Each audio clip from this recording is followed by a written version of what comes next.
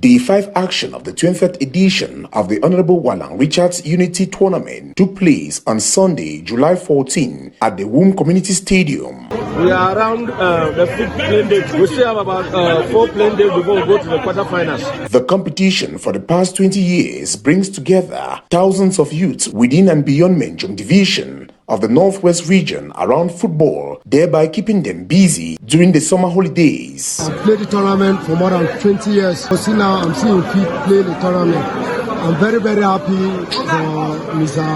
Honorable Wallang Richard, for the captain and teacher have already tried to put it to gather people together. It has been 8 years that I've participated in this Honorable Wallang Richards tournament to enhance unity among the youth, removing youth from drugs, because when the ones that are coming to me, the ones that are participating in Otaba FC and the other team, I preach to them and I try to tell them that we should focus on peace and we should also focus on building our nation. Over the years, the Honorable Wallang Richards Unity Tournament has served as a platform for talents to be detected, reasons why some football academy are taking part in the competition. Ndambelewa is an academy. We are trying to bring up the children to put some sense into them so that they should know what is football. We come into this competition just to see their talent, to see what they can do, and really they are proving it. If they can train together for about 1 or 2 years, it means they will be perfect.